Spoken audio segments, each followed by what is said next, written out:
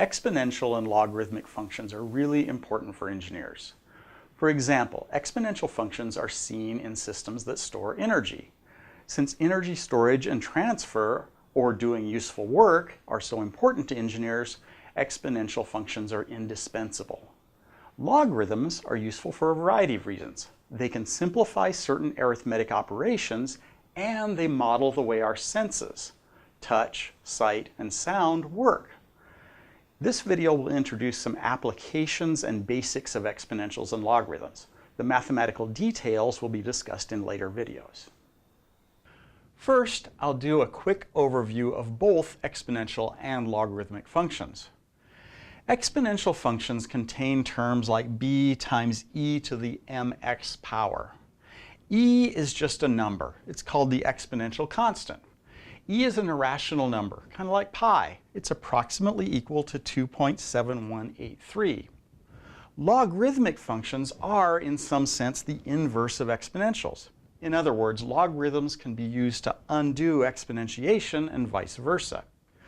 So if x is equal to some number a raised to the yth power, then the log base a of x is equal to y. A is any number, but common values for a are 10 and e. Specifically, if a is set equal to the exponential constant e, the base of the logarithm is e. This is an important enough case that it gets its own name. It's called the natural logarithm and is represented by ln. As we'll see later in this video, exponentials are commonly encountered in the responses of linear systems that store energy. Logarithms are important for their mathematical properties, in addition to the fact that they're a natural approach to representing certain functions. Our senses tend to perform logarithms for us, so using logarithms in our mathematics can make the math agree with how we perceive physical quantities. Now let's look at these functions in a little more detail, along with some common areas where they'll be encountered. I'm going to split my discussion of exponentials into two basic categories: growing exponentials and decaying exponentials. For growing exponentials, the exponent m is positive, while m is negative for decaying exponentials. I'll talk about growing exponentials first. A growing exponential of this form can be graphically represented by this. The horizontal axis is x and the vertical axis is y. The function is y is equal to b times e to the mx, where m is a positive number. The value of the function at x equals 0 is b, since e to the 0th power is 1. The function gets steeper and steeper as x increases. In fact, every time x increases by 1, the function increases by a factor of about 2.72. So as x gets large, the exponential function increases really rapidly. Exponential functions are useful because a lot of natural phenomena respond exponentially. For example, a simple population growth model is exponential. So bacterial growth will tend to be exponential in the absence of limitations on space or nutrients. On a more engineering-related note, the voltage current characteristics for diodes are modeled as exponentials. The current through the diode increases exponentially as the diode voltage increases. Decaying exponentials are often written in this form, especially those used to model energy dissipation in engineering systems. The exponent is negative and the independent variable is now time, since engineers are usually interested in the change in energy with respect to time.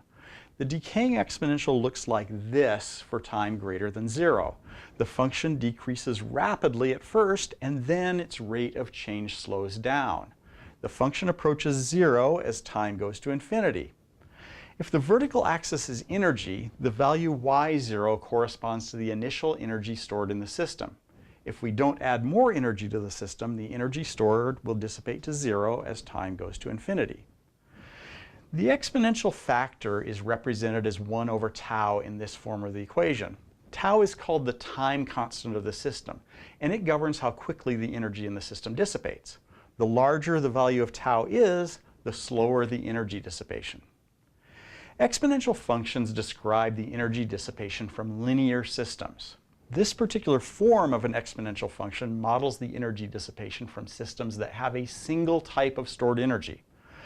For example, a frying pan stores heat energy as temperature. If I heat a frying pan to store energy in it, and then remove the pan from the heat source, the temperature of the pan will decay exponentially. Another example is the voltage of a capacitor being discharged through a resistor. The capacitor's energy is stored as voltage, and the voltage decays exponentially as I discharge the capacitor. Now let's demonstrate the exponential response of a cooling frying pan. We're going to measure the response of the temperature of this frying pan as it cools off. I'm using a thermistor to measure the frying pan temperature. The thermistor changes resistance as temperature changes. The thermistor's resistance is being used in a Wheatstone bridge. The Wheatstone bridge converts the resistance change to a voltage change. I'm using a USB-based oscilloscope to measure the response out of the Wheatstone bridge. The temperature of the frying pan is approximately 0, or room temperature, before I start heating it up. Now let's apply some heat to the pan. The temperature starts to increase as the pan heats up. The voltage increases to indicate that temperature is increasing. Let's remove the pan from the heat source.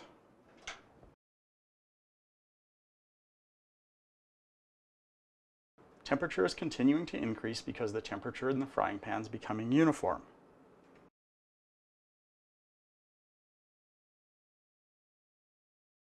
Now the frying pan has reached its maximum temperature and the temperature is starting to decrease. It's at this point that the response should start becoming a decaying exponential.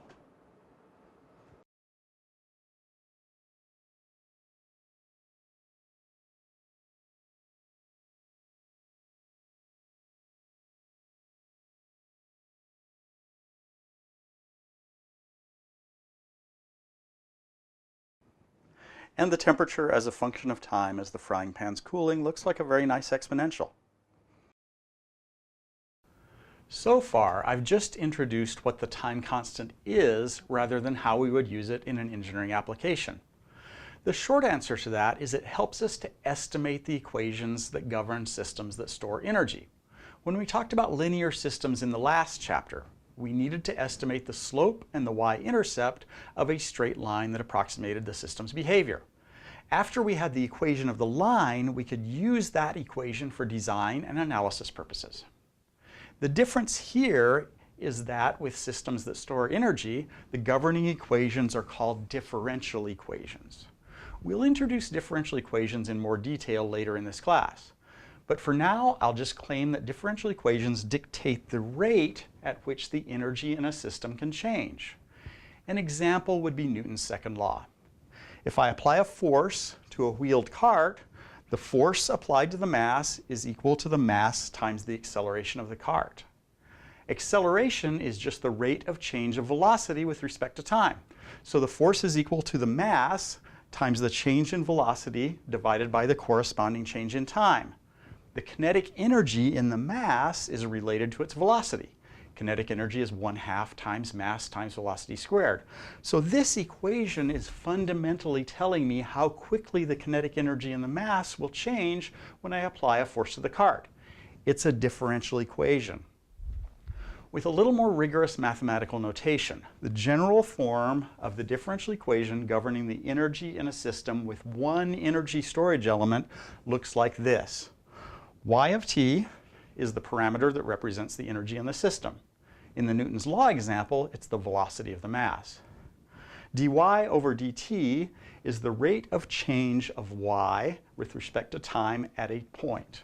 The time constant shows up in this term, and u of t is an input that adds energy to the system. In the Newton's law example, it would be the force that's causing the mass to accelerate. So, if we know the time constant of a system, we can write the differential equation governing the system. Once we have the differential equation, we can use that equation to predict the output from the system for any arbitrary input. We can also use the equation in more complicated system models to design an overall system. Finally, I'll introduce logarithms. The form of the equation is y is equal to the log base a of x. I talked a little bit about the base of a logarithm in the first slide, but regardless of the base, the plot of the logarithm of x looks something like this. The value of the logarithm equals 0 when x is equal to 1. The logarithm goes to negative infinity as x goes to 0. The slope of the logarithms vary high for low values of x and gets smaller as x gets larger. I'll talk about some of the useful mathematical properties of logarithms in a later video. In this video, I'm going to focus on how logarithms replicate the way our senses, such as sight, hearing, and touch, operate. This discussion depends on the slope of the logarithm at different values of x. Notice that if x is large, the slope of the curve is pretty flat. If I change x by some value delta x, I get a corresponding change in y, delta y. If x is large, changing x results in a relatively small change in y. Now let's look at what happens if I choose a small value of x down here. If I change x by the same amount I did before, I get a really large change in y. This is exactly what's happening with most of our senses. Two examples are the use of decibels to measure sound and the Richter scale for measuring earthquake intensity. Both of these systems of measurement are based on logarithmic scales, which is natural when you consider how senses work. In sound, if I have a quiet background, the base value of x is small. So if I talk in a normal voice, the result is a very noticeable sound. I'm changing x by a bit, and I get a very noticeable change in sound level. However, if I'm standing next to a jet engine, the background sound level is very large. I'm operating out here. If I talk in the same normal tone of voice, the effect is a very small change in perceived sound level. So it's easy to hear me when I'm in a quiet room and hard to hear me when I'm next to a jet taking off. An example in the context of touch is weights. Suppose I have a relatively small base weight, like a 1 1/4 pound weight. Now if I change that small weight by a little bit, I get a fairly large perceived change in weight. So if I have one 1 1/4 pound weight in this hand and two 1 1/4 pound weights in this hand, I can very easily tell that this weight is heavier than this one. However, if I have a large base weight and I add 1 1/4 pounds to that, I can't really tell the difference between these two weights. I've now got a large base weight. Changing that by a little bit doesn't really change my perceived weight. An example of a sight-based logarithmic function would be light levels. Suppose I have a lot of light in the background. I'm operating out here. If I add a little bit of light to that by lighting a match, I've changed the light level a little bit, but I don't perceive much change. Now if I turn out the lights, in the dark I have a low base level of light. Now if I add a little bit of light from a match, it makes a perceptible difference.